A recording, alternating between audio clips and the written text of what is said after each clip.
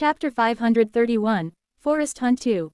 The thick fog enveloped the entire forest, reducing visibility to a minimum.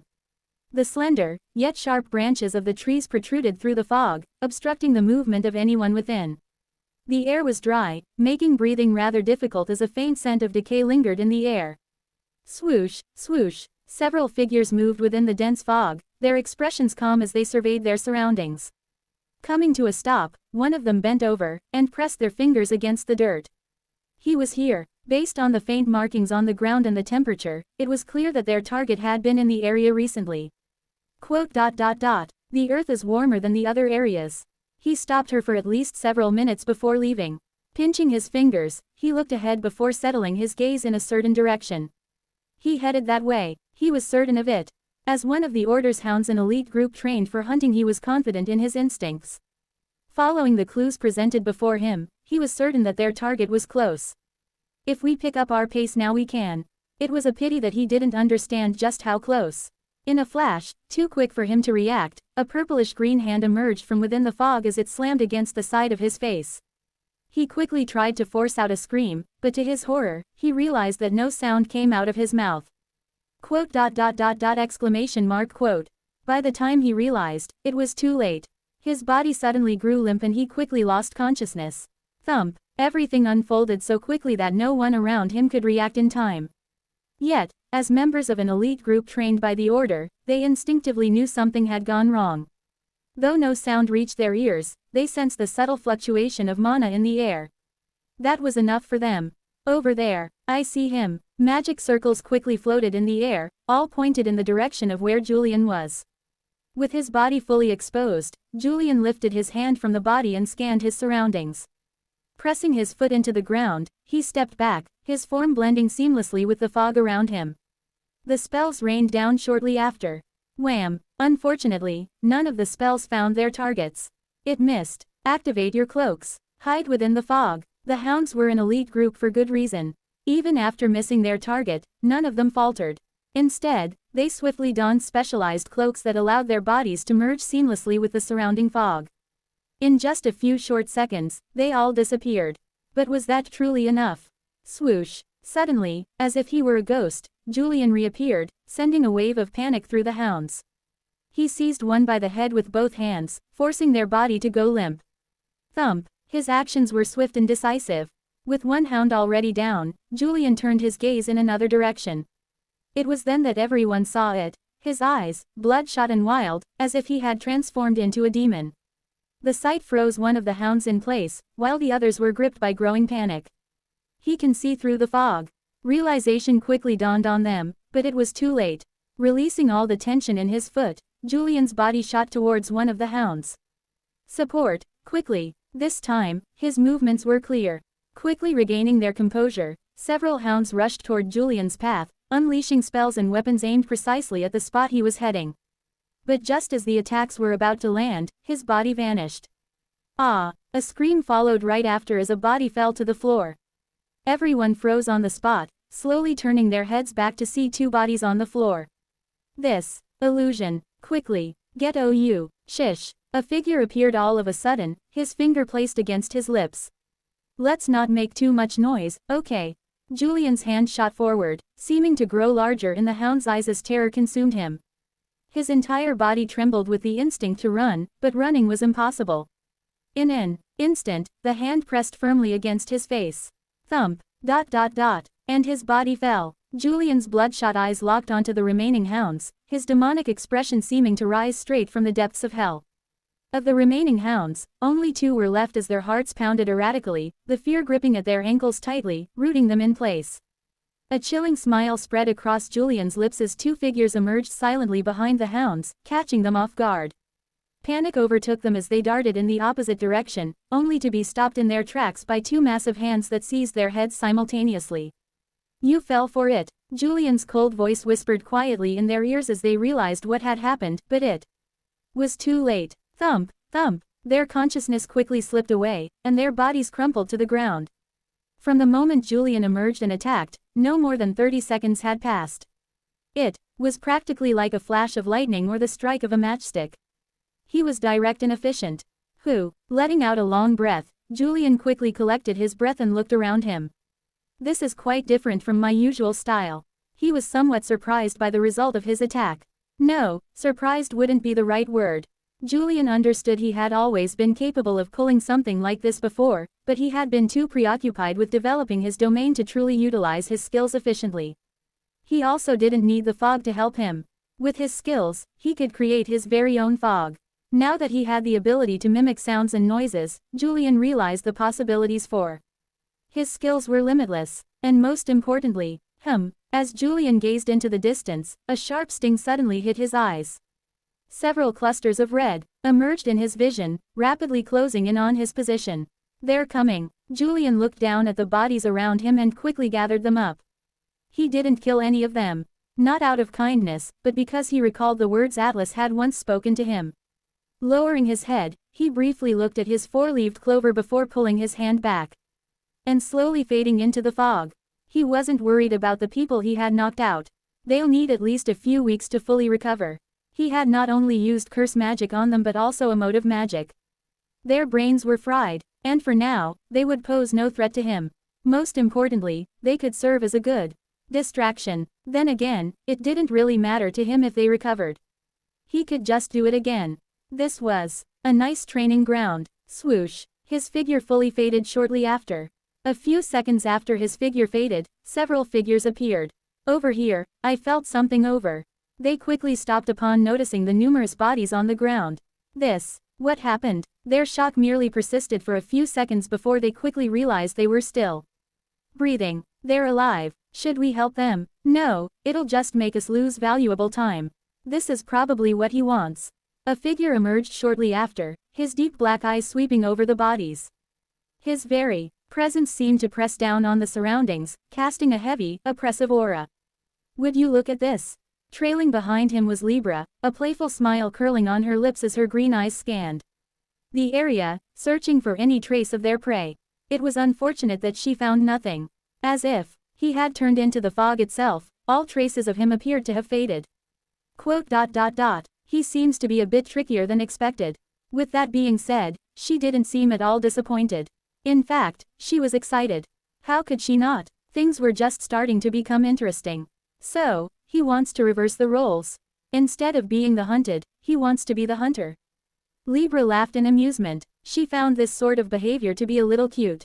Then again, in her eyes, this looked no different than a mouse trying to rebel against a lion. As she laughed, Libra remained unaware that a pair of eyes were fixated on her. Julian hadn't actually fled. He had stayed close, quietly observing from the same spot. From the very start, none of them noticed that he was near them. He had known from the start that they'd reach his spot. He just wanted to see who he was dealing with, and to his surprise, there appeared to be several figures who appeared close to his age range. Their strength also only appeared to be slightly higher than his. I guess they are afraid of Atlas after all. Had that not been the case, I was sure the high seats would have personally interfered. The fact that they had sent them meant that they were afraid of what he'd do if they personally got involved. This is good. Julian sighed in relief. If the opponent was too strong, he'd have no choice but to flee with the help of Almighty. However, things were different now. As things stood, I can do it. He could handle all of them. His gaze sharpened as he assessed the situation calmly. The woman with her back exposed seemed to be the most vulnerable, a stark contrast to the others, who were more vigilant. Was it arrogance, or confidence? Julian didn't know, but he quickly pressed his foot against the ground and approached the three in silence. His steps were utterly silent, and as he moved past several figures, none of them registered his presence. He was soon just a few meters away from his target. What do you say we do? Should we separate or should we go together? Either way, it makes no difference to me. He could hear her words more clearly from where he stood. He also shouldn't be too far, so we shouldn't waste too much time. Julian swallowed softly, his hand gradually shifting to a dark purplish hue. His calves tightened, and a ripple of discomfort ran through his body as a green and red orb materialized in his vision. The two orbs slowly merged, their colors swirling before combining into a single, brilliant yellow one. All preparations were in place, and just as Julian readied himself to strike, one of the three suddenly paused. Their gaze flickered in his direction, locking onto him for a brief, electrifying moment as a deep black met Julian's vision. Seeing the figure's expression shift in an instant, Julian cursed under his breath. Despite the sudden shift in the air, he didn't hesitate. With a surge of movement, he pressed forward. Swoosh! He was fast, extremely fast. So fast that the red-haired woman didn't even notice his presence as his hand came hurtling for her face. Almost there, Julian felt something form at his throat as his hand rapidly approached her hand. Everything seemed to move in slow motion then. He was close, so very close. And just as his hand was about to touch her head, his entire body froze midair. Ook! As if finally sensing the danger, Libra turned back to see a figure appear a few inches away from her. What? When she turned her head, she saw Taurus hold his hand up, his hand shaking as he held Julian in place. Time seemed to halt as all eyes snapped to Julian. He felt the weight of their gaze as he scanned the surrounding faces, and then, as if understanding what had happened, his eyes turned sharply toward Taurus. Rather than panicking, his lips curled into a smile as he complimented. "You're rather quick to react." His words gently echoed across the surroundings, sounding like a soft whisper in the wind. Taurus kept his gaze firmly locked towards Julian, his expression unreadable. "That's good." Julian's voice rang out once more, but from a different direction this time. As it did, the weight pressing down on Taurus's hand eased, gradually lightening before finally disappearing entirely. It wouldn't be fun otherwise. His presence completely faded shortly after that. Chapter 532, Forest Hunt 3. Cold sweat trickled down the side of my face as I braced myself against a tree, my hand pressing firmly against its rough bark while I struggled to catch my breath. That was close. For a moment, I thought I had them, but then I remembered those deep black eyes staring back at me. The memory sent a shudder through my entire body. It looks like he can see through my illusion. At least, within a certain radius. The fact that he only noticed when I was close was enough of an indicator. At least, I hoped that was the case. It's a bit risky, but I can gauge the situation more later. For now, one thing was certain. Those 3 people I encountered were the leaders behind this entire operation. So long as I got rid of them, then this entire situation would end and I'd be able to return back to the Easter Kasha. Thinking about it, how are Leon and the others faring? There was still some time before the event began, but given my current situation, I doubted I'd be able to make it. Nonetheless, I wasn't worried. Though those of the Eastern Kasha were powerful, they were facing the top elites from all 4 empires combined. In my mind, participating seemed futile. They alone were enough. And most importantly, I can feel it. I'm evolving. I scratched the side of my neck, trying to steady my trembling hand. It had been shaking since my return, and despite distancing myself from my targets, it showed no signs of stopping. The excitement had yet to worn off. No, it's gotten even worse. I was evolving. I was discovering new and more efficient ways to fight, constantly coming up with innovative strategies to make the most of all my skills with every passing second.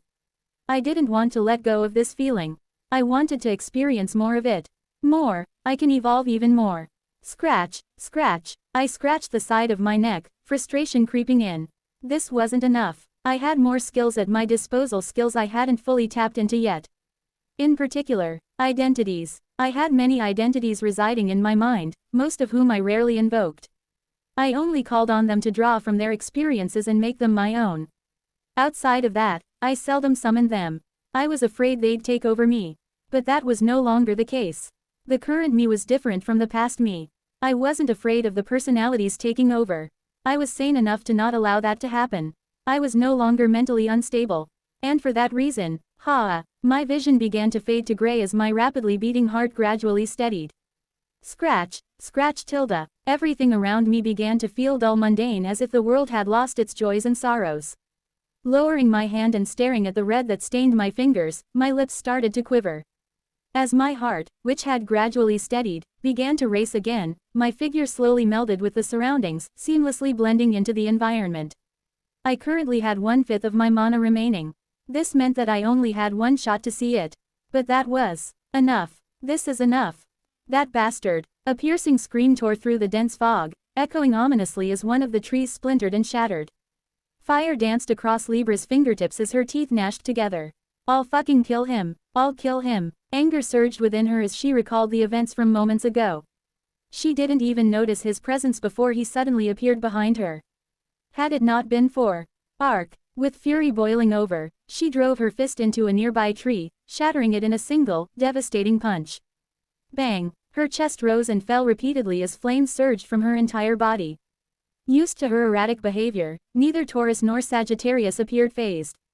Calm yourself. As Sagittarius's deep voice reverberated, Libera's face twisted as her head flicked in his direction. However, before she could even get her words out, Taurus spoke, "This isn't the time for your usual tantrums." He looked around, his inky black eyes scanning the surroundings. You never know when he might show up again. He's got some kind of cloaking ability that lets him blend into the fog, silencing even his sound.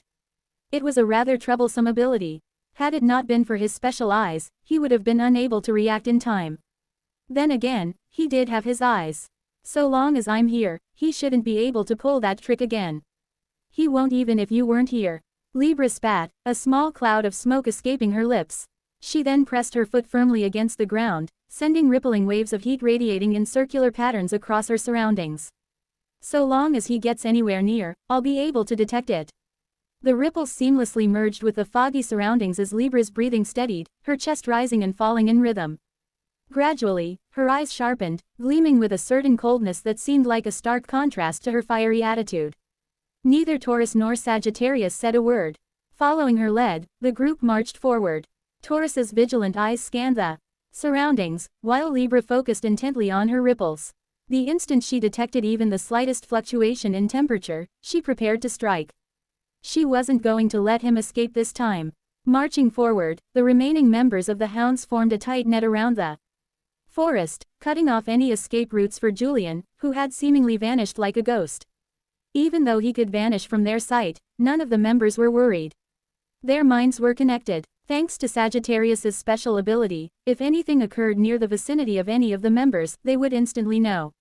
His skill was what made the net impossible to escape from. Julian was like a rat trapped inside a large cage. He could run, but he couldn't escape.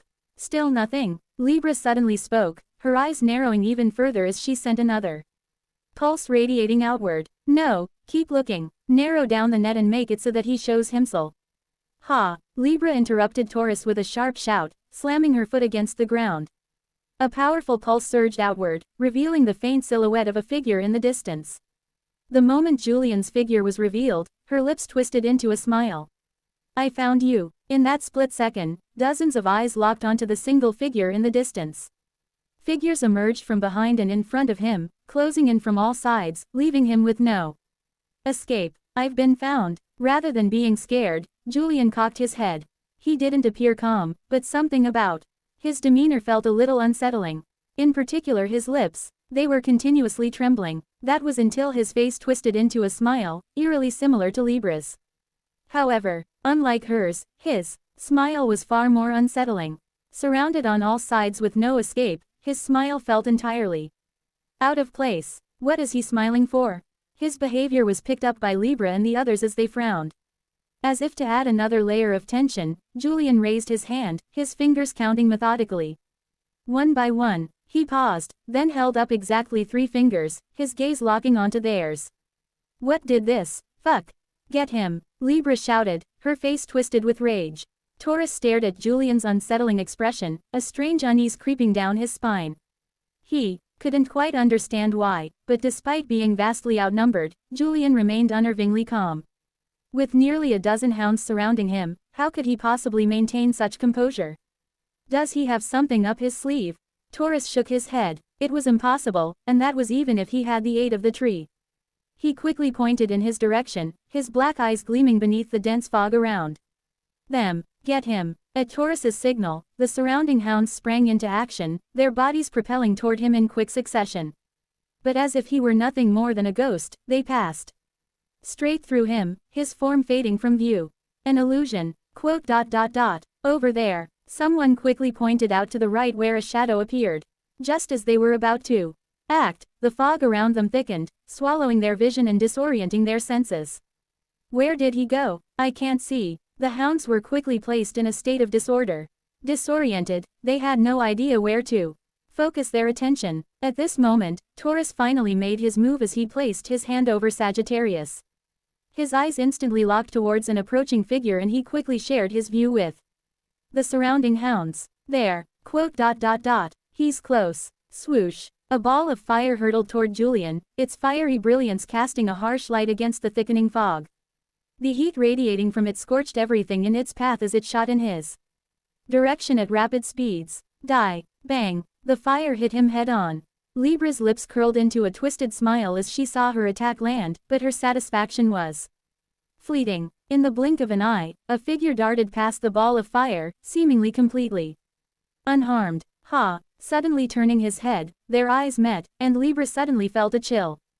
Bang! Before she could even react, his body faded out of view, reappearing just a few inches away from her. So quick. Libra gritted her teeth and raised her hand, which was soon fully coated in flames. She didn't shy away from the challenge. Come. A purple hand materialized in her vision, darting toward her face with alarming speed. Libra's instincts kicked in, and she raised her hand in defense, her body tensing and writhing as mana gathered deep within her core. The power built rapidly, coiling like a storm, ready to explode in a single, decisive strike. And then, swoosh, she attacked, her hand rapidly moving for the approaching hand. It consumed her sight, leaving nothing else in her world but that hand, as though everything else had disappeared entirely. The two were on the brink of collision when, without warning, Julian vanished from her sight. Libra's heart quickly clenched. Not good. Taurus. With an elegant twist of his body, Julian moved past Libra, deftly avoiding her attack and shooting for Taurus, who kept his gaze fixed on Julian. As if he'd anticipated from the very beginning that he'd be the target, his gaze remained unwaveringly calm. Without hesitation, he raised his hand, the movement sharp and precise, in an attempt to use his telekinesis. He was just about to make his move when Julian's foot hit the ground, and with it, a sudden, suffocating pressure bore down on Taurus's hand, halting its movement. Taurus's brows twitched as he swiftly brought his other hand into play, but by then, Julian was already upon him. His movements were so rapid, so fluid, that he seemed to blur into nothingness, closing the distance in an instant. Julian's movement was special. Not only was he harnessing the power of the green orb, but he wasn't maintaining its flow as he had in the past. Instead, he was channeling it in rapid bursts, each one propelling him in unpredictable directions, allowing him to shift angles with astonishing speed and precision. Still, Taurus could keep up with his speed. His mind was also quick as he quickly predicted where Julian would appear, and he twisted his body to meet him head-on. Only for swoosh. Julian disappeared again, his figure appearing right above Sagittarius's bald head. Not good. Taurus's eyes shot up in alarm. It seemed like he had miscalculated like Libra. From the very start, Julian's target had been Sagittarius. By the time Taurus realized what was happening, it was already too late. Julian's hand came down with precision, pressing firmly against Sagittarius's head, cutting off any chance of escape or retaliation. Got you, Julian mumbled, his expression twisting as his hand pressed down on his target's head. However, Julian's brief moment of triumph was quickly shattered as Taurus's expression shifted. A slow, calculating smile spread across his face, his eyes glinting with something far more dangerous. That's what I'd like to say. He went on to grab his necklace. I forgot to say this, but emotive magic doesn't work on us. Sheeing. All of a sudden, the necklace across Sagittarius's neck trembled, and his head turned to meet Julian's directly. Got you. Though he didn't smile, his calmness appeared to mirror that of Taurus's as his large hand moved to grab Julian. Time seemed to stop then as Sagittarius's hand reached for the stunned Julian. The situation quickly shifted, or at least, it appeared to, as Julian's lips trembled, his composure faltering for the first time. That was at least how it appeared to be at first, but things quickly turned as his smile returned. So that's what made you so calm. Julian's other hand shot toward Sagittarius, locking firmly against his head. With both hands now pressing down, his eyes suddenly turned bloodshot as his smile twisted further. Fear, anger, sadness. Before Taurus and Libra could comprehend what was happening, a sharp, bone-chilling crack echoed through the air, reverberating across the surroundings. Crack crack. The sound froze them in their tracks, a sudden sense of dread settling over the surroundings. As everyone stopped moving at once. When it was all said and done, a figure slowly fell to the ground. Thump. Standing behind it, was a lonesome figure, his expression twisted in what appeared to be euphoria. More. Julian mumbled, his eyes darting towards Libra and Taurus. More. Chapter 533, Forest Hunt 4. How is this possible? The shock and confusion on Libra's and Taurus's faces were unmistakable. They lowered their gazes to the body on the floor, then lifted their eyes to meet Fekta's, utterly at a loss for words. It doesn't make any sense. They glanced over to see the shattered pieces of the necklaces that had been specifically entrusted to them to counteract Fekta's emotive magic. It was supposed to work, and yet more. Julian's soft voice broke through their shock, his gaze lingering on them as his eyes reddened, the intensity of his stare making their hearts tremble. Seeing his current state, realization soon dawned on them. He isn't sane. From the way his eyes were unfocused to the strange mumbles escaping his lips, the Julian before them felt like a stark contrast to the person they once knew. At that moment, he seemed entirely different, like a demon had taken control of his body, giving birth to this psychotic and unpredictable version of him. While this was how things seemed, Julian was actually still sane. His main persona had taken a backseat, allowing Alexander to take control of his body. Yet, despite the shift, Julian felt fully in command of himself. He could suppress Alexander's influence at his own will. At least, for now. His last attack had actually drained his mind quite considerably. He had anticipated they would have some means of countering emotive magic, especially after Almighty's earlier warning, but he hadn't expected the relics they wore to be so strong. It took everything for him to break the necklace, leaving his mind momentarily vulnerable. For now, everything seemed fine, but if things continued as they were, the situation could quickly become dangerous. His identities could eventually seize control of his mind if he wasn't careful enough. Keeping his breathing in check, Julian didn't recall Alexander back. For now, he was still in control. The world before him was still gray, and he could see faint traces of red around. He still held the advantage. All he had to do was not use his emotive magic for now, and that was fine. They were currently unaware that his mind was exhausted. In fact, this was a good chance to trick them once more. With a sudden grin, Julian stepped back, the fog around them suddenly growing thicker as he faded from everyone's view. His sudden actions were what woke everyone up as Libra quickly turned her head to look at Taurus. Find him. I know. The two of them had somewhat settled down after Sagittarius's sudden fall. This wasn't the first time they had experienced a situation like this. No, it was more like this wasn't the first time they had been in extremely dangerous situations. This was, however, the first time they had met someone so psychopathic. He's behind. Sensing something, Taurus's head flicked back to see a shadow dash in their direction. It was incredibly quick, but so was Libra, who raised her hand, summoning a tall pillar of fire in the exact same spot where the shadow was. No, it was more like she had summoned the wall exactly where she predicted the shadow would appear, nailing her prediction perfectly as a sea of flames swiftly consumed the shadow. Unlike last time, however, she wasn't pleased. Her eyes remained focused while Taurus's deep black eyes fixed themselves on the fire before his head flicked to the right and he raised his hand. There, the space before Taurus fluctuated, and a figure materialized soon after. Without hesitation, Taurus launched another attack, his other hand raised as a magic circle formed and ice shards materialized. His attack was quick and precise, leaving no room for breath. And yet, swoosh, all Taurus felt was a faint brush against his cheek as Julian's figure vanished. Annoyance flared in his mind as his eyes quickly tracked Julian's movements, predicting his next move. Once again, he performed the same set of actions, and once again, Julian dodged. He was like a shadow, intangible and uncatchable. Taurus felt a wave of helplessness wash over him.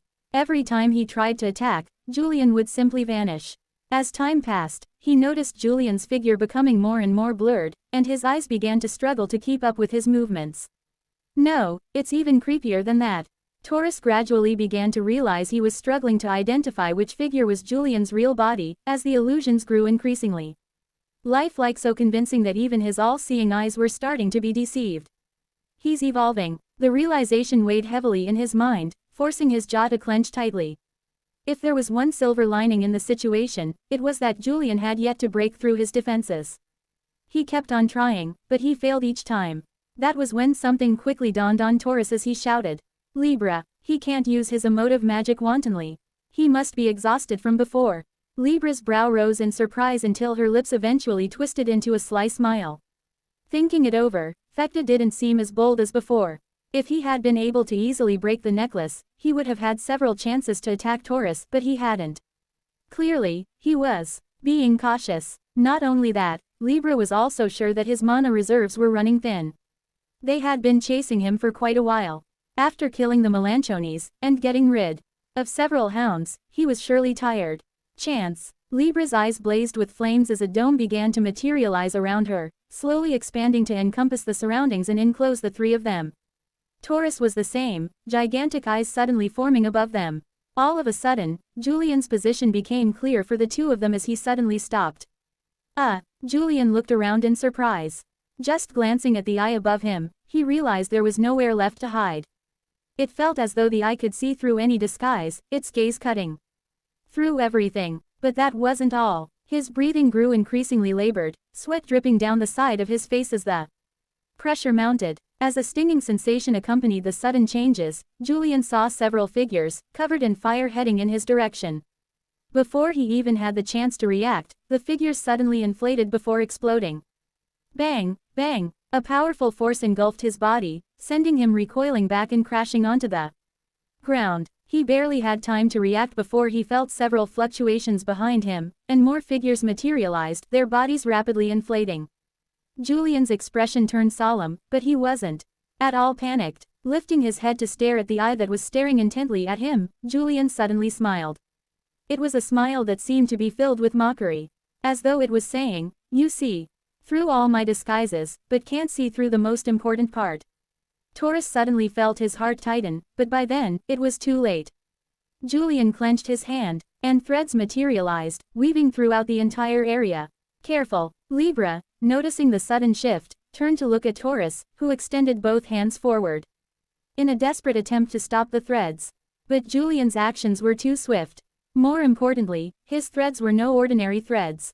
A thin purple film coated each thread, and although Taurus managed to stop most of them, one thread grazed his body. A sudden wave of weakness hit him, causing his right knee to buckle. An opening appeared, and Julian didn't hesitate. His figure blurred, reappearing right behind Taurus as he extended his deep purple hand, reaching for Taurus's head. "No, you don't." Libra moved instantly, leaving a trail of scorched flames behind her as she appeared before Taurus in a flash. Right as she arrived, she saw Taurus weakly raise his head and look at her. As their gazes locked, Libra saw his lips slowly part. Time seemed to slow, and just barely, she made out his words. But by then, it was too late. "It's a trap." A hand grasped the back of her head. "Fool." A wave of weakness quickly washed over her, forcing both of her knees to buckle. Her eyes shook, but by then it was too late as a hand reached down and grasped her neck, pulling the necklace away. Her lips parted open as she tried to say something, but Julian wanted none of it as he squeezed her head and mumbled, "Sadness." Thump. As her body fell, Julian raised his head to look in Taurus's direction. His deep black eyes stared straight in Julian's direction, clashing with his hazel eyes. An eternity seemed to pass, but merely a fraction of a second had passed before Julian's figure faded and appeared right behind Taurus, who turned his head to match Julian's movements. His eyes burned with indignation, but surrounded by threads, he was powerless to act. Extending two fingers, a small magic circle formed at the tips of Julian's fingers. He pressed it gently against Taurus's temple. Immersia. Taurus was the next to fall.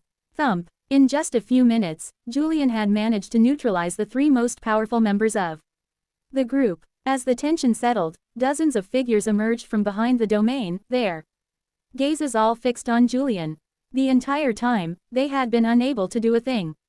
Julian's movements were too fast and they had a hard time keeping up with his figure. It was only now that they were able to fully see him as he stood above the bodies of the three low seats. The sight was enough to freeze the hearts of everyone present. They stood petrified, struggling to comprehend the situation and find a way to react. Julian's heart tightened at the sight of them, but he didn't show it. Even when his lungs were burning and his heart was palpitating with exhaustion, he kept his face straight. His mana was dry and he was completely exhausted. Even so, he couldn't show it. He had to remain dignified and calm. Closing his eyes and switching back to his regular persona, his deep hazel eyes scanned the surroundings before his lips moved. "I haven't killed them yet." His voice was deep, with a faint hoarseness that was noticeable to those paying close attention. But I will kill them if you step any closer." Julian understood the importance of the three people before him. They were valuable assets, and he used that as leverage. For now, I want you all to back off. The only reason I spared the lot of you is not out of the kindness of my heart, but it's mainly because I don't quite want to burn bridges between our two organizations. For now, I want you to get in contact with your leaders. Julian lowered his head and showed 3 fingers, the same he had previously shown before when he first started his attack. I expect good compensation for the 3 of them. He crouched down, gripping the back of each of their heads and dragging their bodies along with him. The hounds quickly parted to make way, their eyes fixed on him, but their bodies frozen, unable to move. Moving past them, Julian never once looked back. His solitary figure, carrying 3 bodies in his hands, was captured by all the hounds present. And before Julian knew it, a seat position was quickly assigned to him. Julian Dacre Evanis, the Low Seat of Madness. Chapter 534. Low Seat of Madness 1. Thump, thump. I dropped the bodies in front of me and sat down on a rock, leaning back and relaxing my head against one of the trees. I was tired, exhausted. Each breath that I took seemed to be laced with flames while my mind was quite light. Not only was I physically exhausted, but so was my mind. Going all out with emotive magic wasn't so easy. I had to take deep and steady breaths to calm myself down. Regardless, I still managed to come out on top. I glanced at the 3 bodies next to me. I wasn't quite sure about their identities, but I knew from the brief exchange I had with them that they were incredibly strong. I honestly hadn't expected to win against them like that, but I had severely underestimated my own capabilities. I really was being incredibly inefficient with how I was using my own skills. This was a learning experience for me. I knew that I could still improve further. Not only that, once I managed to integrate both of my domains fully, I'll be able to become even stronger. By then, my growth should explode even further. The thought alone made me excited. That was quite good, human. As Almighty appeared next to me, I glanced down and saw Pebble also materialize. Unlike Almighty, Pebble wasn't as pleased. You improved, human, but that's because you never train properly. Pebble almost seemed offended. HMPH. I scratched the side of my face. What suddenly brought such attitude? Almighty quickly cleared my doubts. It's because you don't use his skill enough. Oh, well, it's not that he doesn't use it, stupid owl. It's that whenever he uses it wrong. I use it wrong, yes. Pebble flicked its head back in my direction. You have no control over the skill, human. The possibilities are endless, yet all you do is use the most basic form of it. If you knew how to harness its true potential, you could have wiped out those weaklings even faster. Oh, Pebble's words made sense. I did know that I wasn't using the most out of the skill. In fact, I wasn't making the most out of all of my skills. Quote. If only quests didn't keep popping up so often, I could have spent more time training and mastering my skills. This is especially so after I learned a new skill. I'll need to spend more time properly learning that one. I thought back to my newly acquired skill, Mana Sense. It was a skill I had learned from the bone absorbed from the Melanchoni, and it essentially allowed me to see through all illusions and detect mana with my eyes. Once activated, the skill let me peer through objects, revealing anyone hidden behind them. As long as they had mana traces, Mana Sense would pick them up. It was a great skill, but the only issue I had with it was that it hurt my eyes quite a bit. I also knew that there was more to the skill that I currently use. What I needed was time. So long as I had enough time. Hearing a sudden sound, Almighty and Pebble faded from view as my attention snapped to one of the bodies. That's when I noticed the eyelids of one of them twitching. He's about to wake up. Soon enough, a pair of deep black eyes came into view as they blankly stared above. Where is? His words were short-lived as he soon noticed my presence. He quickly tried to move, but it was useless. His entire body was covered in thin purple threads, rendering it completely weak. Settle down, I'm not going to kill you. Though I tried to calm him down, his eyes still shook at the sight of me, alongside his face which paled considerably. Was I that scary? Thinking about it for a moment and the way that I acted, I found my lip twitching. Maybe, I'm looking to trade you 3 in exchange for compensation. It was only when I said these words that I noticed him finally calm down. Couldn't really blame him. Had I been in his position, I too would have acted in a similar fashion. To know that I was being exchanged for compensation made things more reassuring. I thought things would end there, but all of a sudden, I heard his voice and as my brow raised, he asked. Are you not afraid that by letting us go we'll hunt for you again? His question surprised me for a moment as I found myself unable to immediately reply. Did I not think they would hunt me down after releasing them? Yes, I thought about it quite a bit, and yet, I still chose to release them without much of a thought. It kind of sounded stupid on my part, but the reality of the matter was simple. I'm not worried. Indeed, I wasn't. Far from it. Suppressing a chuckle, I fixed my gaze directly on the man's deep black eyes, which seemed to be as deep as the sky itself. And yet, compared to hers, they almost felt like the very sun itself. Far from it, really. I was growing faster than anyone could ever hope to think of. I had Atlas, Delilah, Quests, Almighty, Pebble, and many tools to aid my growth. If there was one thing I wasn't worried about, it was them. The version of me you've met is the weakest one you'll ever see. By the time we meet again, I pressed my lips and didn't say anything else. I didn't need to say anything else. Shortly after the events in the forest, the high seats of the Nocturne Order were promptly informed of the situation, and a clip was quickly shared with them. The halls were silent. Every eye was locked on the projection, which displayed the unfolding events from the forest. This continued for a few minutes until the projection ended, and even then, the silence persisted. That was until a certain voice broke the silence. I thought the relics were supposed to be strong enough to handle his emotive magic. It should have. The figure pointed at the projection. Then what is that? The projection rewound to the moment when Julian appeared above Sagittarius, his hands gripping his head just before the necklace shattered. Several heads turned toward Serafina, who watched the projection with a conflicted expression. Having experienced his emotive magic firsthand, she knew just how powerful it could be, but even then, she hadn't realized it was to that degree. Looks like I've misjudged its lethality. Or did he not go all out against her? Serafina found herself pressing her own lips tightly. How do you expect us to handle the situation? The question seemed to be aimed at her, the one responsible for the entire situation. Serafina wasn't angry at the sudden inquiry. She understood that the situation had turned out like this due to her own misjudgment, and it was only right that she'd pay the consequences for it. I'll pay off the ransom. PFTT. Her words were met with a short chuckle, causing Serafina to frown. When she turned her head, she saw a figure leaning casually, her cheek propped up on her fist, watching her with an amused expression. What's so funny? No, nothing. Though she said that, covering her mouth, she let out another laugh. Serafina's brow furrowed even deeper as her expression hardened. PFTT. She laughed again. With her long, flowing light green hair and striking red eyes, the seed of jest was relatively pretty. Though neither had directly clashed in the past, their animosity was clear, with the seed of jest often treating everything as a joke, much to Serafina's irritation. Laugh, all you can do is laugh. You can't really, PFTT, blame me for that. Wiping the corner of her eye, Jest covered her mouth and leaned back, her voice laced with amusement as she spoke. How can I not find the situation funny?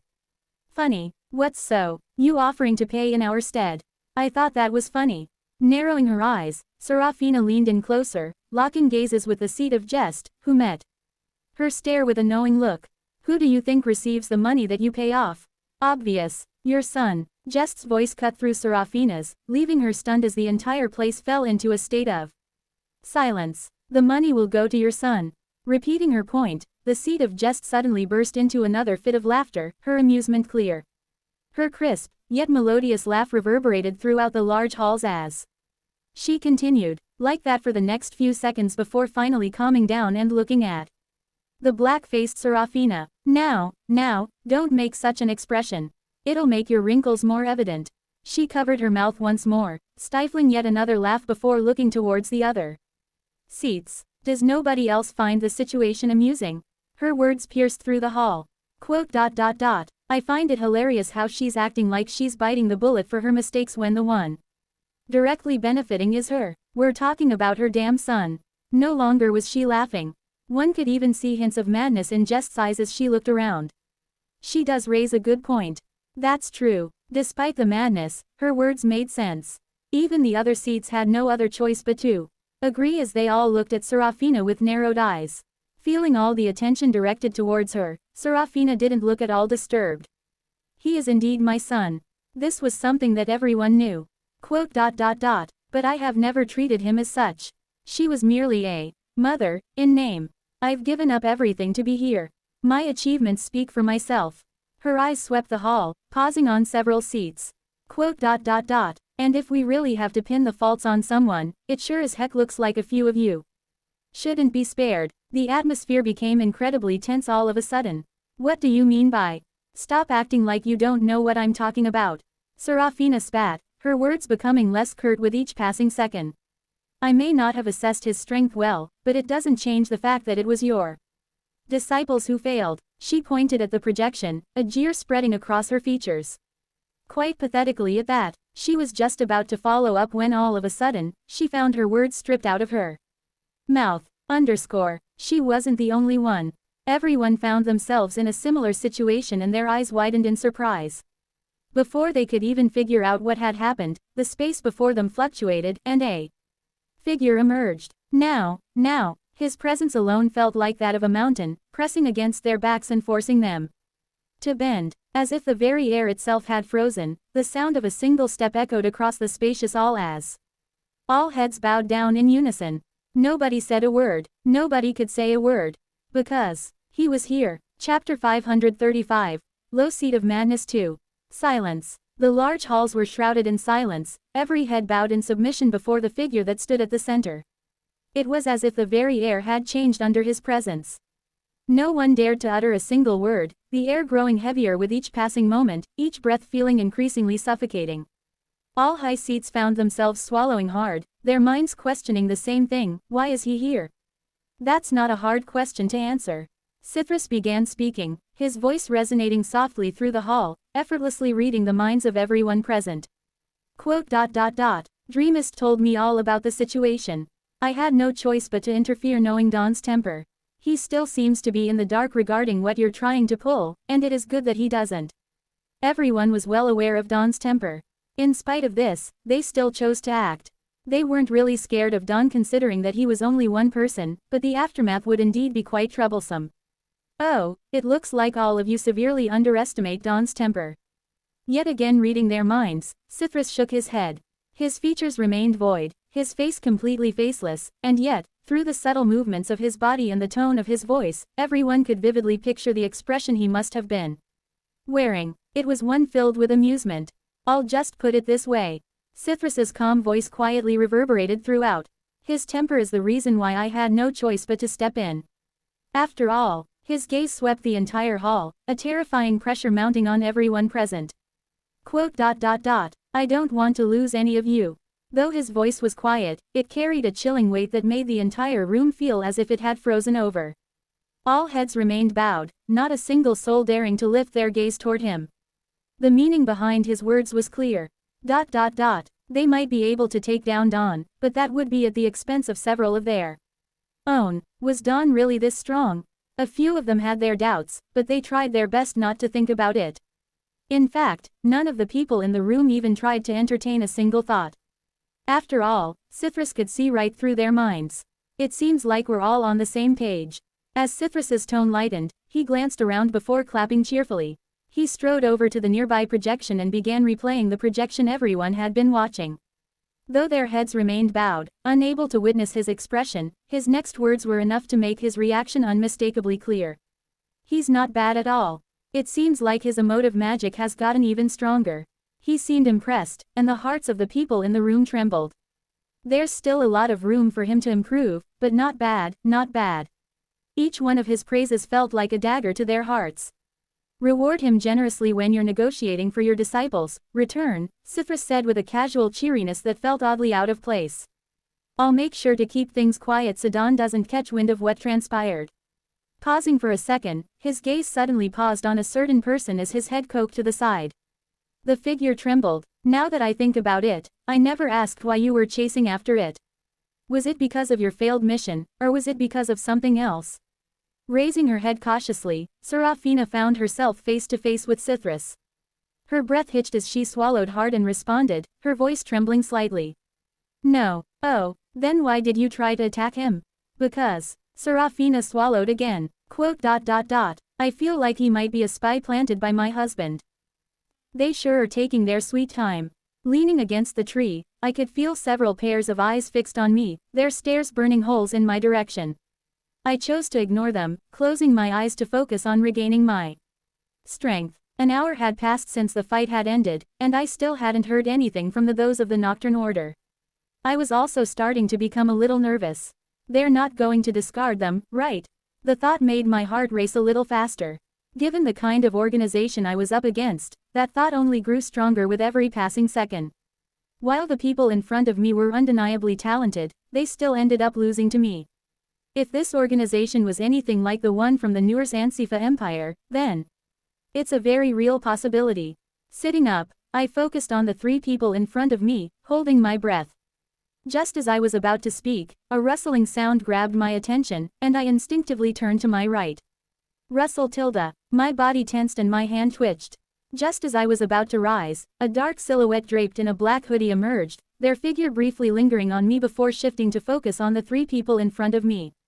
I'm here to negotiate. The first words that left their mouth instantly put me at ease, and I could feel my shoulders relax just a bit, but only a bit. I couldn't fully let my guard down against them. What do you propose? I asked, my face stoic as I tried my best to look calm. Here, instead of answering me, the hooded figure tossed something in my direction. I reacted quickly, catching it in my hands. When I opened my hands, my brow jumped up in surprise. Is that enough for you? It is. Very well. The hooded figure walked forward, heading toward where my three victims stood. Throughout the entire movement, their gaze remained fixed on me, never once straying. I cast a brief glance at them before pulling away my threads, allowing them to regain control. Even though they were now free, I wasn't worried about them attacking me. Not only were they still weakened by my curse magic, but each one of them had an emotive tag attached to their body. Without their necklaces to protect them, just a single thought from me could send them crashing to the ground. Just as I expected them to leave in silence, the hooded figure suddenly turned to face me. I caught a faint glimmer beneath the hood, just enough to make me pause. All forces have retreated away from the forest. Nobody from the Nocturne Order will obstruct your path anymore. I wish you a pleasant journey. He bowed slightly before mumbling, "Low seed of madness." What did he just say? Before I could even ask for clarification, the hooded figure gripped something tightly, and in an instant, his figure along with that of the three others began to fade, vanishing completely. By the time it took for me to blink, they were gone, leaving me at a complete loss. What in the— did he just say low seed of madness? What sort of name was this? No, more than that. Wasn't I supposed to be the low seed of dawn? Why did they— what did you receive, human? Suddenly, Pebble appeared right in front of me. As if sensing something, it stared at me with an expectant gaze, waiting for a response. It seemed even more exciting than I was. I'm surprised it could tell without even looking. I opened my mouth, but soon closed it and directly displayed the item that I received. Pebble's eyes immediately grew the moment I displayed the item as it looked at me. I know. I tossed the item in Pebble's direction, revealing its form an oval-shaped egg. Take it, it's all yours. At first glance, the item seemed unremarkable, nothing impressive about it. Yet, I knew better. This wasn't something cheap. In fact, it was extremely rare and somewhat unexpected. It was likely a gift for Almighty, something they were aware of. As long as I gave the egg to Almighty, it would grow even further. Though I didn't know exactly what kind of egg it was, I could tell it came from some rare, possibly dangerous, monster. It would indeed be wise to give the egg to Almighty considering its strength, but there was another use for it, and that was— finally, Pebble mumbled, its gaze hovering over the egg. I won't be left behind by that darn owl anymore. With a joyful laugh, Pebble snatched the egg as if it were the most precious thing in the world. Gently cradling it, then, it turned its gaze toward a distant tree where an owl rested, and with a loud shout, called out, "Just you wait until I get my own body. I'll make sure to destroy you. By then, see who will have the last laugh." Almighty remained silent, but its gaze seemed to hold a mocking air as if saying, "Body or not, you're still stupid." I shook my head at the sight of the two. I was already used to their antics. In any case, this reward was indeed great. From the moment Almighty returned to its body, its strength rapidly increased. It had now grown to the point where it could even threaten top figures. If Pebble also could grow to such an extent, then Ha! I looked ahead of me and stretched the side of my neck. It'll be great, but it'll probably take a long time. For now, I should head back. It had been a while since I had entered the Kasha, and I was starting to miss the academy. With the mission completed, and everything else settled over here, I didn't see the need to stay here any longer. Stepping forward, a thought suddenly occurred to me. I wonder how the others are doing. Thinking about it, by the time I returned, their fight was probably going to be over. Quote. I hope they win. I wasn't too worried, but it still did concern me a little. After all, a lot of money could be made from this deal with the Kasha, and one of the things that I was currently extremely low on was money. Take tournament money aside, and what could I buy? 1 Leon, Tisk. I was very poor. Chapter 536, Return 1. I can see the city walls in the distance. I paused to gaze at the distant walls, their dark, cracked surfaces resembling scars of varying sizes. Beyond them, towering spires and buildings reached skyward, piercing the now blue sky above. It was a view that starkly contrasted with that of when I had first arrived at the Eastern Kasha. This is as far as I can go, human. Almighty's voice echoed in my ears, its roots stretching deep beneath the ground, sinking ever lower. Quote. I think you should be fine following me. Rightfully so, Almighty was cautious not to draw the attention of the household heads from the main families in the Kasha. It would lead to unwarranted misunderstandings. For that reason, it had no choice but to wait outside. Now that I think about it, bringing Almighty back to the academy might also be somewhat troublesome. I sighed at the thought. There was no way Delilah or Atlas could fail to notice it. Had Almighty still been a will, things would have been different, but that was no longer the case, and so I had to think of a way to maneuver around that area. Whatever, I'll worry about that later. There were more pressing matters at hand. Like, did they lose or did they win? It took me some time to return from the mirror dimension. Though they assured me the area was clear and no one would come after me, I knew it was better to stay on the cautious side. For that reason, I moved with extreme caution, traveling slowly and doing my best to ensure no one was following or spying on me. With my new skill, added to Almighty's heightened awareness, I was almost confident that nobody had followed me. With everything settled, I dismissed lament of lies and made my way toward the distant walls. The distance wasn't far, and by the time I walked for several minutes, I arrived before the broken walls, the distant shouts of the workers reaching my ears. This place needs fixing. Over here. Hurry up. It seemed quite lively in there. So much so that they didn't even notice my presence. The guards stationed atop the walls, however, did. They gave me a brief glance before allowing me through. Clearly, they still remembered my face. Coming into the city, my feet paused for a brief moment. Get your food over here. Quote. Seconds will only come after everyone has gotten their share. Please wait patiently. The scene looked drastically different from the first time that I was there. The air of gloom and despair had vanished, replaced by a sense of hope. Though everyone remained painfully thin and malnourished, their eyes no longer held that hollow, empty look. They felt alive. In a sense, they remind me of the old man in his last moments. Thinking about the old man, I felt a slight pang in my chest as I looked up towards the sky. The sky was the start of the change, the symbol of hope for this place. Without it, the Kasha would have stayed the same sickly, gloomy place it once was. It's a pity the people here don't know about the one who freed them. Shaking my head, I resumed walking, heading toward the Astrid household. It stood near the heart of the city, its tall, golden structure standing out from the rest. For now, the most important thing was to learn about the result of the fight. I hope they didn't lose. As I muttered those words, I found myself unknowingly quickening my pace. Astrid household. In a spacious room, all the cadets from Haven gathered, their bodies bathed in the soft sunlight streaming through the windows. The atmosphere was pleasant, with several of them sporting nice smiles. Kekiki. Cackling to herself, Kira leaned back, her laughter growing louder as she continued. Sitting next to her, Aoife and Evelyn looked at her with weird looks before looking at each other and shaking their heads. She's lost it. Quote. Yes. Shut up, losers. Kira raised her head, glancing at the two of them before scanning the room. Her lips curled into a smirk as she tilted her head slightly upward, making it seem as though her nose was growing. She then pointed at herself. You twats should all call me the Messiah. Without me, you all wouldn't have won this entire thing. Yours truly is the one and only Savio. You're getting way over your head. Aoife cut her off mid-sentence as she rolled her eyes. I get that you managed to beat the last member, but should I remind you how we all did the same thing? If it wasn't already obvious, they had managed to come out on top against the Kasha's finest talents. It was no easy conflict, with those from the Kasha being extremely strong.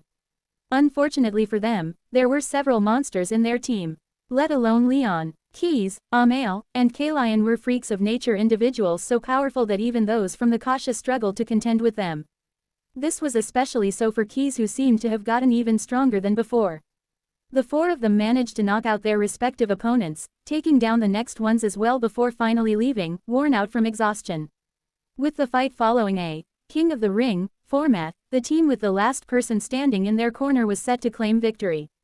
Those of the Kasha did bring out several monsters, some strong enough to force those four into a state of retreat.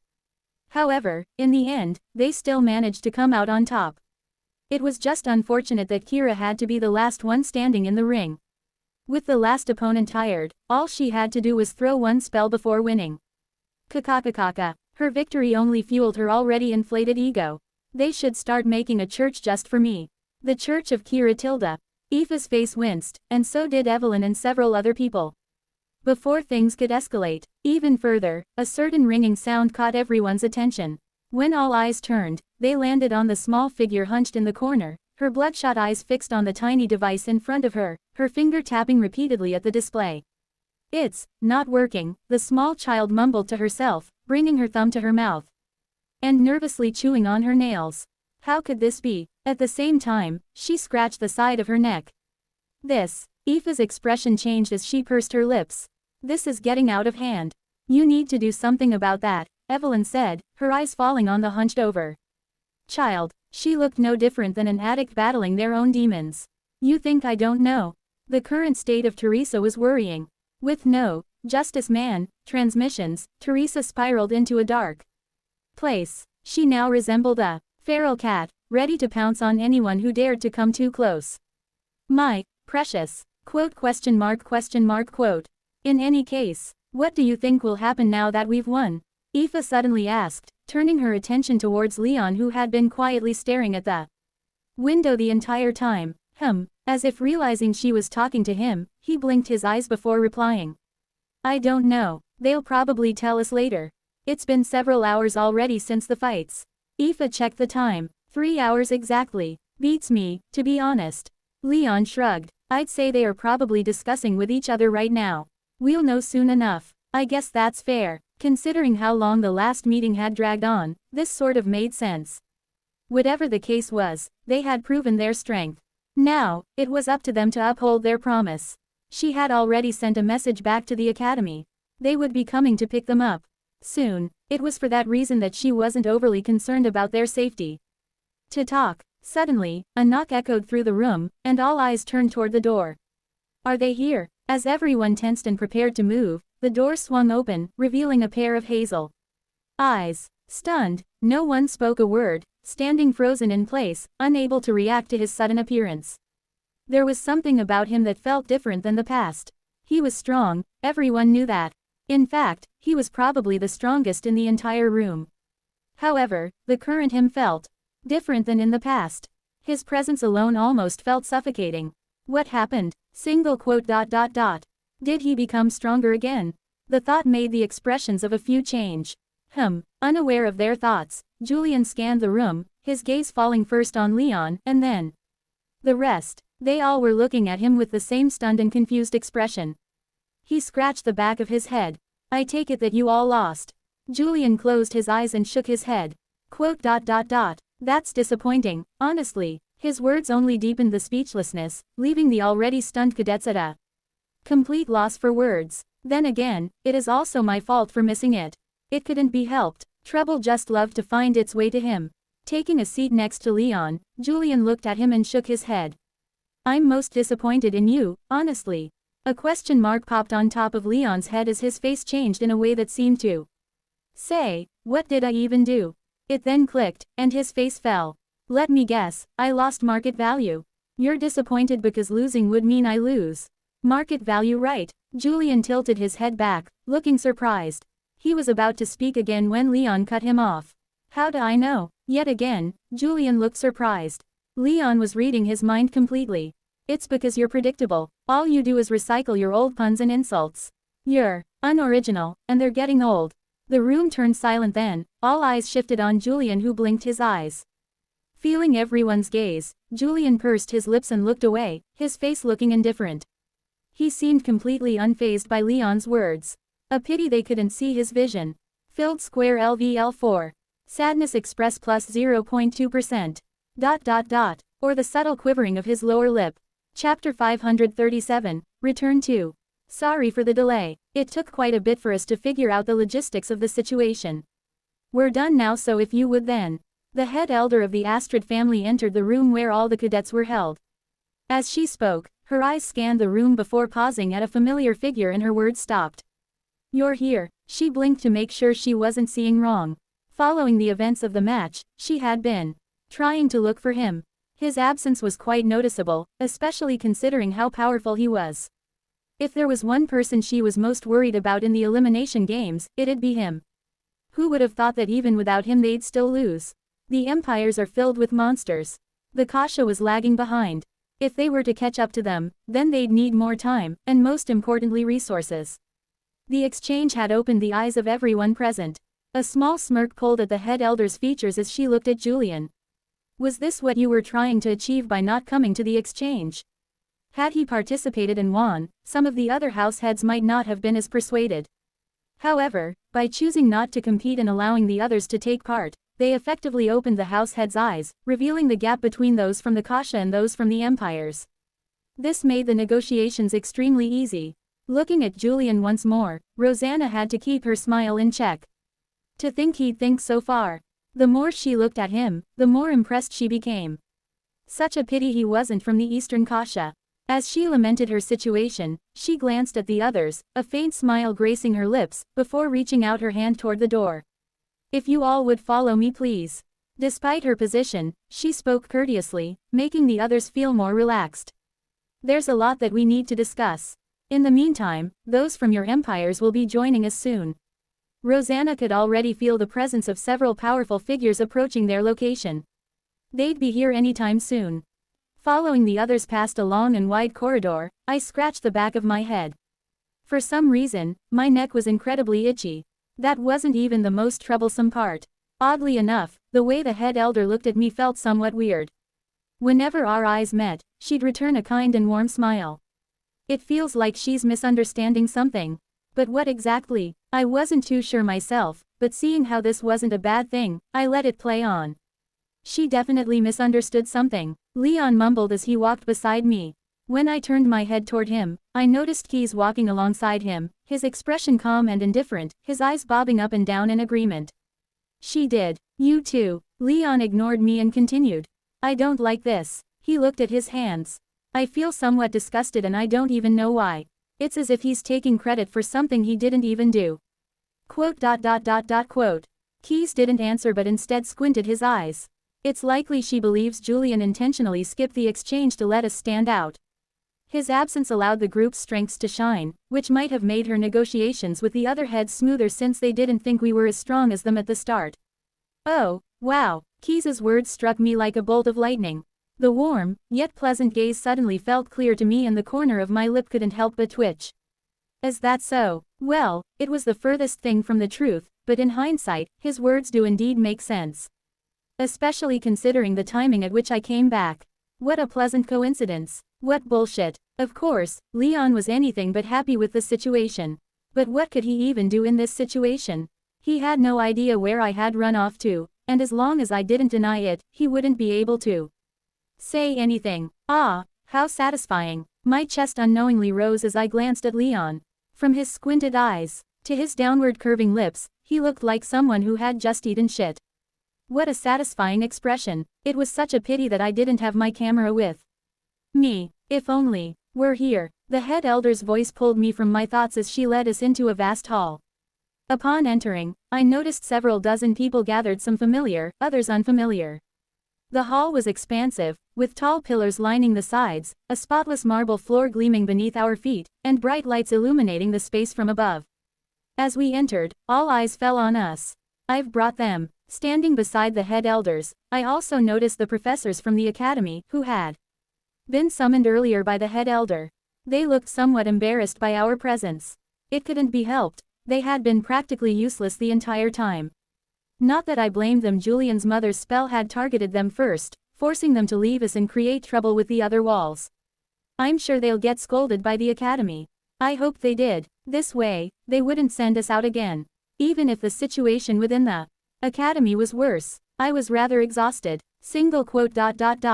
It's a pity that I can't really decide how much I can rest. It all came down to the quests. While I wasn't exactly obligated to complete them, the rewards were far too valuable for me to pass up. I've already given the professors a brief overview of our agreement, but I'll go over it again, so all of you can hear. Rosanna Astrid began speaking, training our eyes in our direction while speaking. Given your role in helping us resolve many of our issues, the agreements will be extended to your houses individually. What did she just? Several of the cadets showed looks of surprise, unable to fully understand the situation.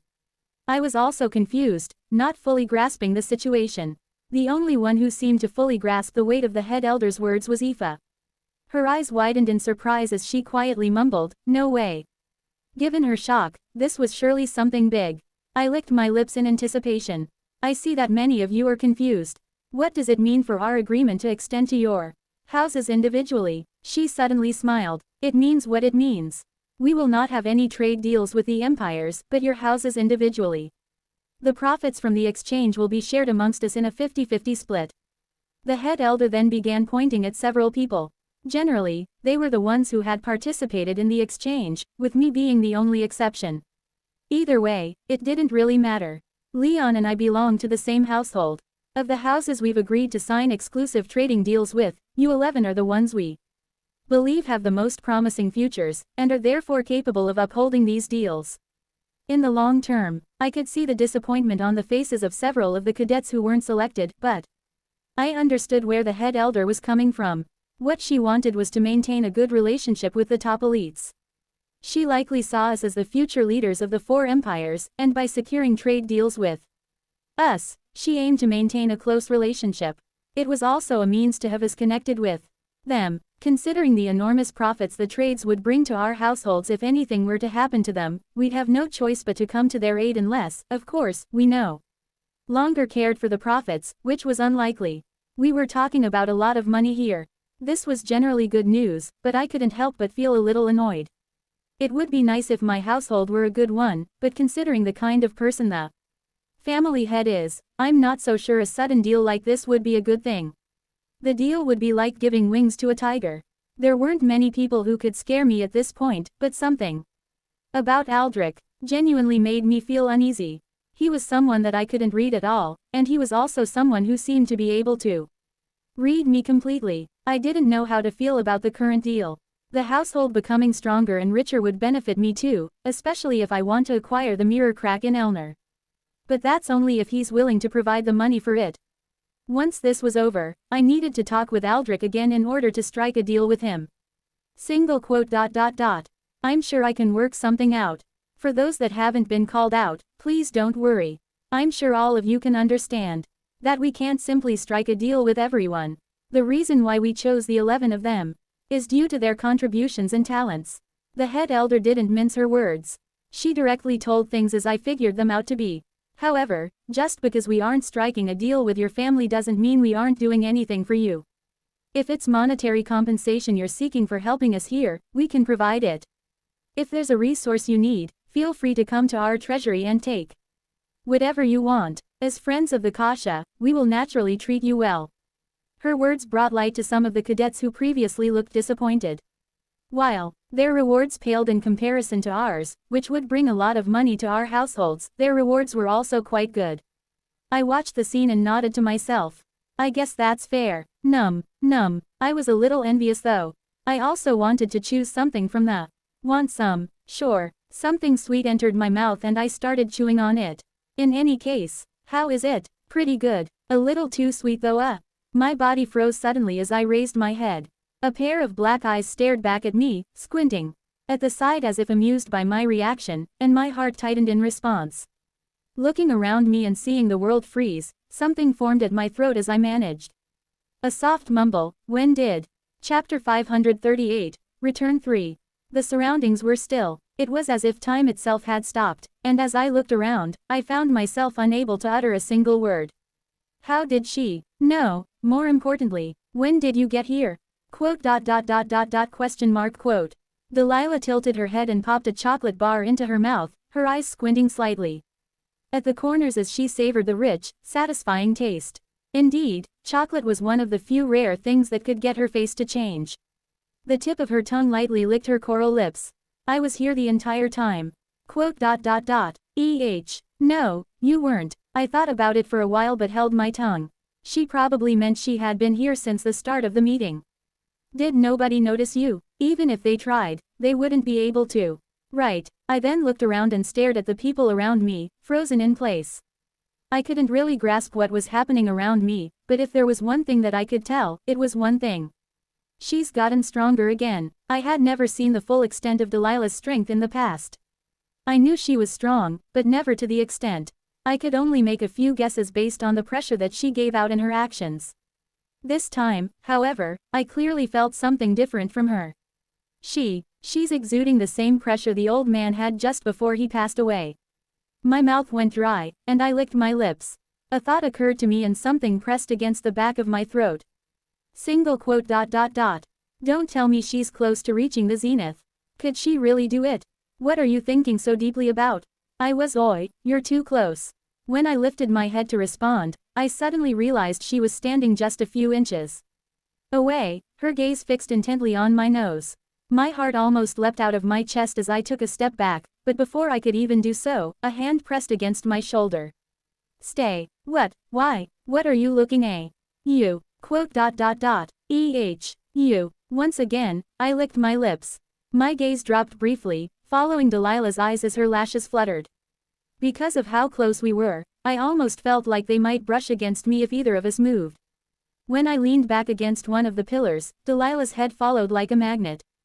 She just wouldn't look away from me, and as I found myself looking at her features, an undeniable tension coursed through me. She was undeniably beautiful, I knew that. And because I knew it, I also knew I had to walk away. Dangerous, she was too dangerous. Dangerous, what is? I pursed my lips. Did I say that out loud? I almost wanted to slap myself, but as I was about to answer, I suddenly noticed Delilah's lips curl into what looked like a smile. A teasing one. She knew. You've gotten stronger. Cutting me off, Delilah switched the conversation.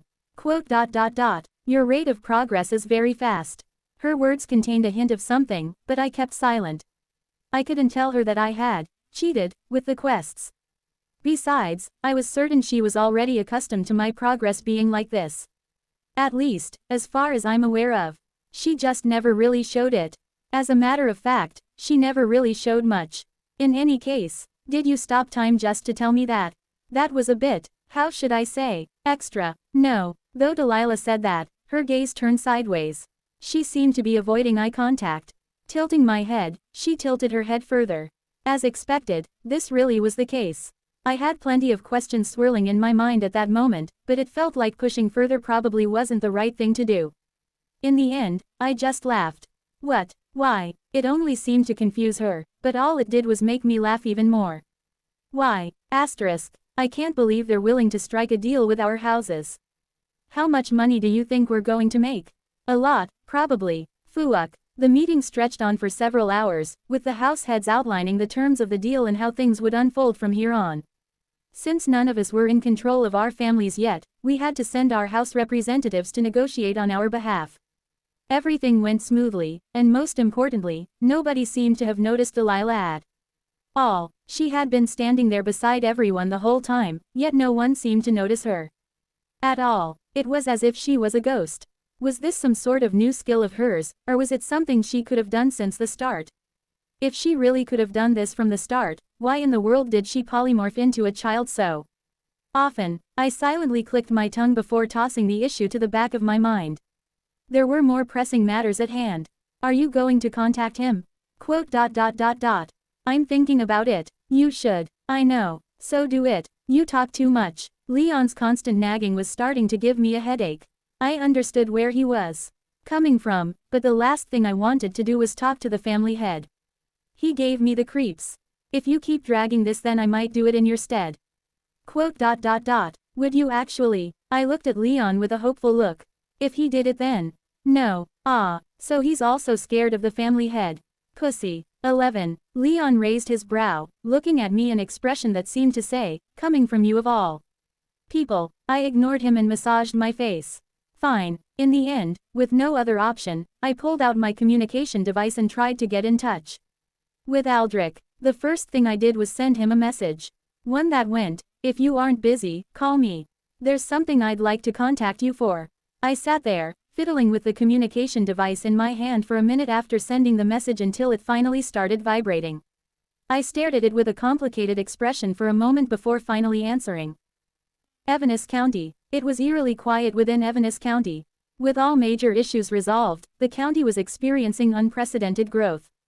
Their progress was so remarkable that all the major noble houses were closely monitoring their development. If their growth had only been a result of recent events, none of the major houses would have paid much attention to them. But now, things were different. Within the household, there were two figures whose presence drew the attention of many. The twin stars of the Evanston household. With talents that could be considered the pinnacle of the four empires, all eyes were fixed on them. If nothing went wrong, there was a very real possibility that one of them would become the next monarch. No, not just one, perhaps, there was even the possibility of both of them becoming monarchs. This wasn't something the other noble houses could take lightly. A monarch represented the pinnacle of power, standing at the top of the world. For there to be two such individuals, well, the implications were immense. That was why the Evanston household was under such close scrutiny. Many were going to great lengths to win their favor, offering various incentives and even proposing marriage alliances.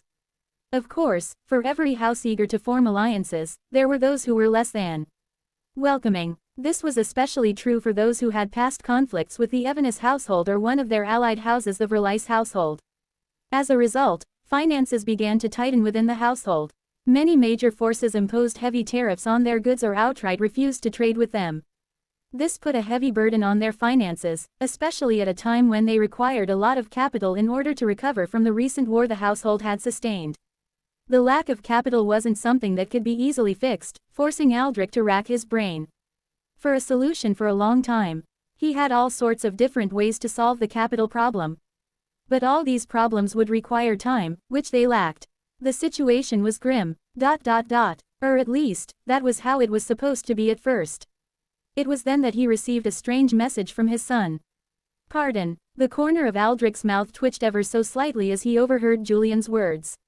He had to do a double take on the news he had just received, struggling to fully grasp the situation. The Eastern Kasha wishes to cooperate with our household.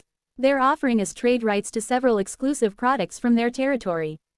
Upon hearing the news again, Aldrich remained quiet for a few seconds in order to absorb the information. The Eastern Kasha. What did it mean to gain exclusive trading rights with them? Aldrich's mind went into overdrive, a flurry of different products flashing before his eyes as he considered the possibilities. From shadow stones to mana gems, the Eastern Kasha had an array of products that could be sold for enormous profits. If what Julian said was true, this could be a massive opportunity for the household. If they played their cards right, they could solve all their financial issues and then some. Aldrich's mind was quick to calculate everything, and his face eventually cooled. They wish for us to send a representative from our side in order to. Who else has been given such a deal?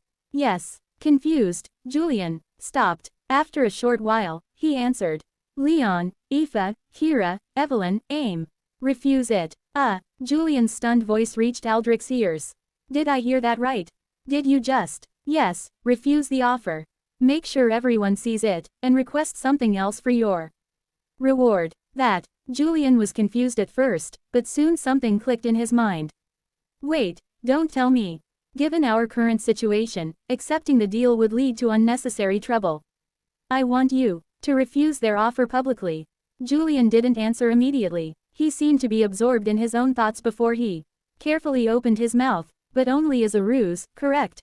Correct. Aldrich answered while licking his lips. His greed was practically radiating from him, manifesting into a large, sinister demon that seemed to claw its way up from his chair. We'll have the Verlice family act as our intermediary, or ghost merchant. Given that they have their own deal, nothing will look suspicious. Their wealth will skyrocket, and before long, they'll be one of the wealthiest households around. At that point, I'll have them pull away from us as we struggle with our finances. Aldrich started explaining, the demon behind him becoming more and more corporeal. Eventually, they'll be approached by the other households, particularly those who might be against us. And with our finances being quite low, they might try to. Aldrich stopped there, but his plan was now clear. His greed was clear. It was so clear that, despite Julian's best efforts, he couldn't stop himself from breathing heavily. This lunatic, Julian thought, his grip over the communication becoming tighter. He wants to swallow several households at once again. 539. That's it. He didn't even give me a chance to get a word in before hanging up, leaving me completely at a loss. I sat on my spot, staring speechlessly at the communication device in my hand, unsure of what to do next. What sort of situation is this? How did it go? Leon leaned closer to me as he asked his question. I tilted my head away before replying. Too damn close. Terrible. The conversation merely lasted a few minutes, and yet, all it took was those 10 minutes to make my stomach churn. As expected, I really don't want to interact with him. I felt like puking whenever I did. With that being said, I didn't really have a choice. He was the family head, and so what choice did I have? And in my own twisted way, I also found myself wanting to learn from him.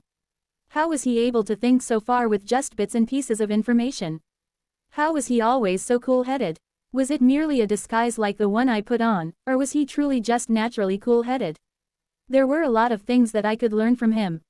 It was just that, I can't stand being in a room with him for longer than 10 minutes. Any longer than that and I feel like puking. I internally sighed to myself before shifting my attention towards Leon, who had been patiently waiting for me to continue. Judging from his grim expression, he also felt the same way as me. He wants me to refuse the offer. Oh, just refusing the At first, Leon looked relieved, but as my words began to sink in, his eyes started to widen. What did you just say? He wants to refuse. What? Why? Just in name. Considering the current state of the family, a deal like this would shatter the fragile balance we've managed to maintain with the other houses watching us like hawks. As if piecing it all together, Leon's eyes widened further. Slowly, he began filling in the words I hadn't yet said. Quote. Accepting the offer would force those houses to immediately take action against our house. Exactly. If the deal went through, and the Evanes household was left unchecked, it would undoubtedly grow into a powerhouse that only the royal family and the duchies could rival. They'd have no choice but to attack us unless they don't want to be suppressed in the future. Everyone knew what sort of character Aldrich Evanes was. At least, they had become clear of it after the most recent war. He was an extremely greedy person who spared nothing to expand his territory. Leon's face suddenly grew serious. Eventually, with his brows furrowing tightly, he opened his mouth to speak. I'm starting to understand why he asked you to refuse, but this doesn't sound like something the family head would. Like I said, in name. I cut Leon off, glancing around to ensure no one was eavesdropping on our conversation.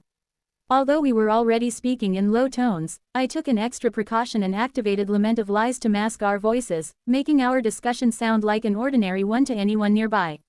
An amazing perk of the new skill. There's no way the family head we both know would actually want us to pass up such a lucrative deal. He just wants us to pretend to refuse the offer and, instead, negotiate for personal rewards. Leon's expression shifted abruptly as he began to grasp the family head's true intentions. Judging by the way he suddenly closed his eyes and leaned back, it was clear he wasn't exactly thrilled with the arrangement. Couldn't really blame him, I wasn't too. On the surface, he wants to make us appear like selfish brats who care only about our personal glory, completely indifferent to the struggles of our household, especially with the aftermath of the recent war putting such a heavy financial strain on us. Leon's upper brow twitched as I spoke. No matter how understanding he was, being told that people would view us as selfish brats never felt good. In reality, he wants the deal to remain secret. With the Verlice family, one of the families selected by the Kasha for trade, the family head plans to have them take our share of the tradable goods and handle the transactions for us, secretly paying us the profits from the trade. Of course, the only ones who would know of this were our family and the Verlice family. On the outside, our family will appear to be struggling because of our choices, while the Verlice family will experience unprecedented growth from the trade deal. With a stronger foundation than ours, they'll be able to expand without facing much difficulty. Their growth would likely attract a lot of attention, drawing focus away from the Evanis household and allowing it to grow in secret. Gradually, as the Verlice family grows and ours starts to decline, a wedge will appear between us. Some sort of serious conflict can even occur, attracting the attention of the many houses that were previously trying to keep ours in check. Of course, this was merely an act. When everything is set in stone, they'll eventually realize it was all a ruse, but by then, they'll be caught off guard and attacked by both the Verlice and our household. In short, the family head was planning on swallowing even more territories. By that point, the growth of the Evanis household would have reached a terrifying level, so much so that I feared it might even surpass that of the duchies, inevitably drawing the attention of the royal family. Considering their tyrant rule of the empire, I was sure the royal family wouldn't leave the Evanis household alone. There had to be a limit to someone's greed. Leon took a deep breath beside me, his expression tense. He seemed completely at a loss for words, unsure of how to process the news. When he did speak, he directly asked, "What are you planning on doing? Are you going through with the plan? I'm not sure. There was quite a lot I could gain from this. If I followed the family head's instructions, I was certain he'd provide me with the funds needed to bid for the mirror crack near Elner when the time came. There was still time until then, and the money was necessary. My financial capital was closely tied to the household's. Following his words would certainly bring me a lot of benefits, but at the same time, I was worried. I was worried about the future consequences that my actions would bring. I thought Leon was the same, but contrary to my expectations, Leon appeared to be on board with the plan. "I think we should do it." I blinked my eyes in confusion. Did he just? If my guess is correct, this plan could take quite a while to come to fruition, anywhere from 3 to 7 years. Yes, but, in that time, we can probably grow by a lot. Leon's words made me pause and think.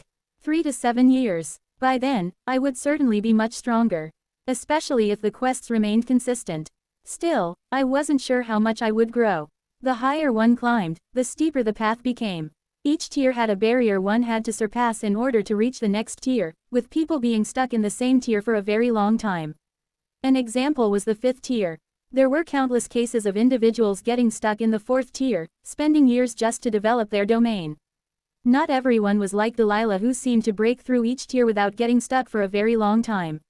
It wasn't Delilah's rate of growth that made her so feared. No, while her growth was impressive, it wasn't what truly set her apart from the others. What made her stand out was her lack of setbacks during her path to the top.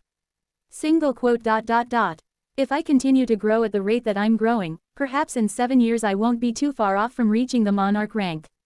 Delilah was 27 when she reached the monarch rank. I paled in comparison to her when it came to raw talent, but I had the quests. Not only that, but I could probably grow even further if I killed monsters, which was why the mirror crack was so important to me. If push came to shove, it wasn't entirely impossible for me to reach her level by then.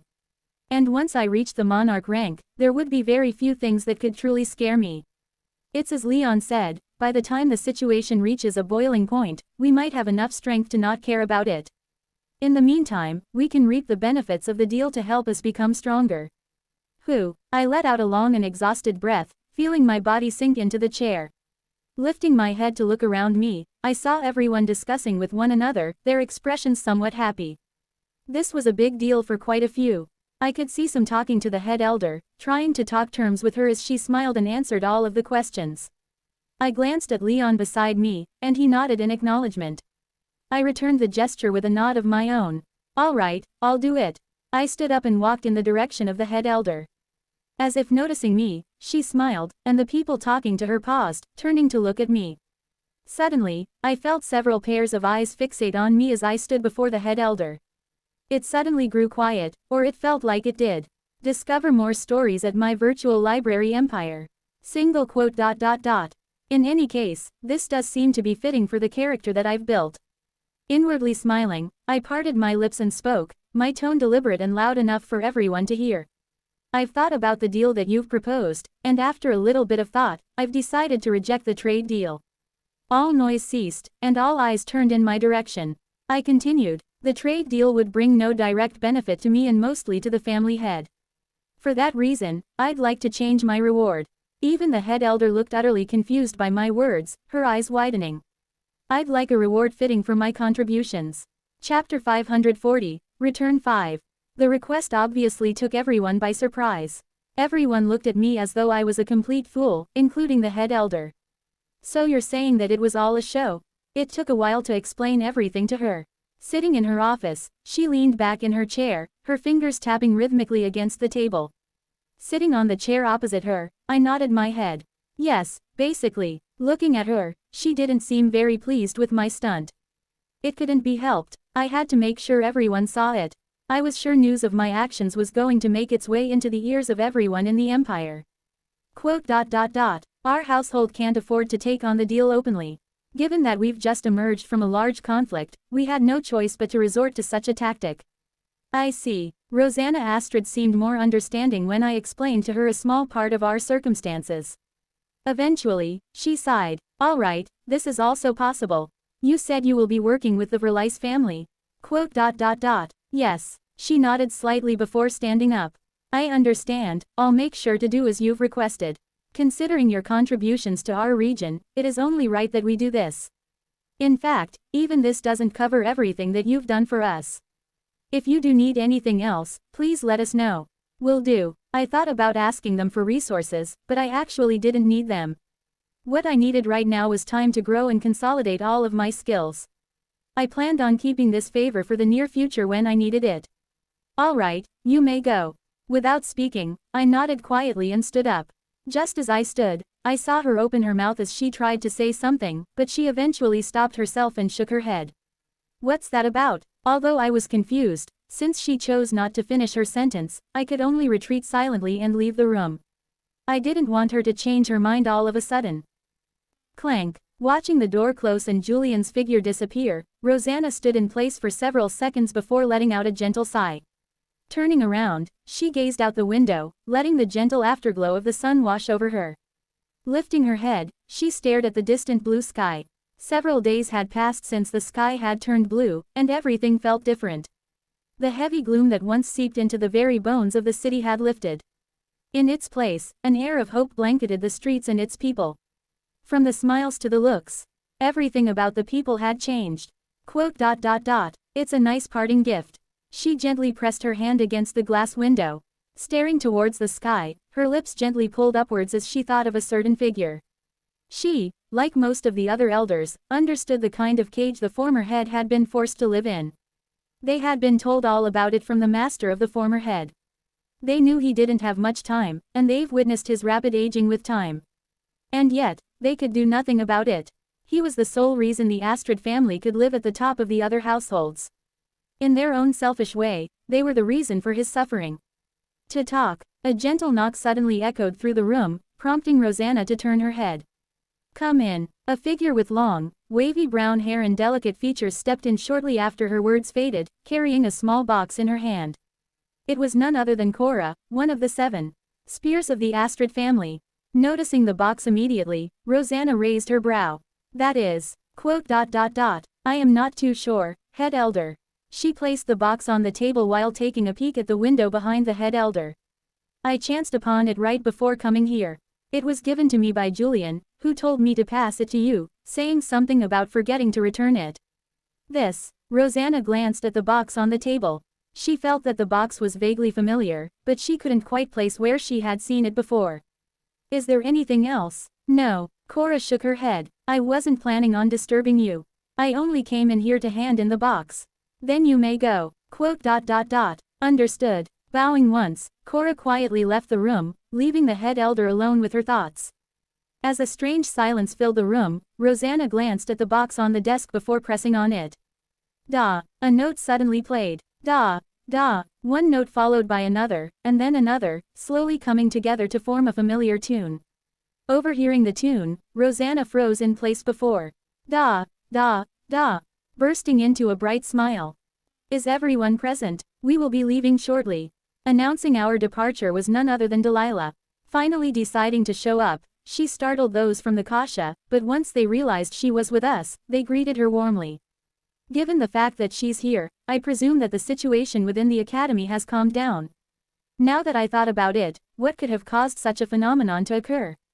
Was it just naturally occurring, or was it artificial? A part of me hoped for the former to be true, but deep down, I knew that wasn't the case. This was certainly a man-made event. But what exactly was the reason for this? Why did they do this? If there's anything that you want to do before leaving, do it now. You have approximately 1 hour left.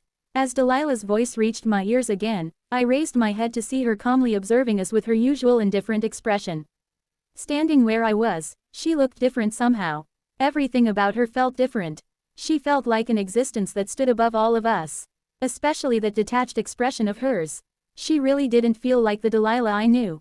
Of course, I knew this was merely a front. She's probably thinking about chocolate deep down. I reached for my pocket where I felt a chocolate bar and slowly pulled it out. Flick. As if her head were a magnet, her gaze flicked in my direction. I stood calmly while opening the wrapper. Her face showed signs of change, but she just managed to keep herself composed. Barely. I took a bite of the chocolate. So damn sweet. I hated it, but I didn't dislike the repercussions of my actions. With a subtle tremble in her expression, barely perceptible to those around us, Delilah's eyes narrowed. I felt my body freeze at the sight of her eyes, almost as though invisible dark hands were reaching out for me from beneath me, trying to grasp me and pull me down into an endless abyss of despair. How scary. I took another bite. Exclamation mark question mark quote. Delilah's face showed even more cracks. Lately, I felt like she had been teasing me a little bit too much. I took another bite. It was my third bite, and looking at the bar, I was surprised to see that it was almost fully eaten. I'm such a pig. I brought the chocolate bar next to my mouth again. Or at least, tried to. Why? A certain voice reached my ears. The feeling came from right in front of me, and when I looked up, I found a pair of black eyes staring deeply into mine. Oh, it's you. I nodded before bringing the bar close to my mouth. But just as the bar was about to reach my lips, a hand clamped against my forearm. Why? I licked my lips and looked around me. As expected, time was frozen again. What a broken ability. Surely there had to be some sort of limit. Why what? You, this. Delilah alternated her gaze between the chocolate bar and me.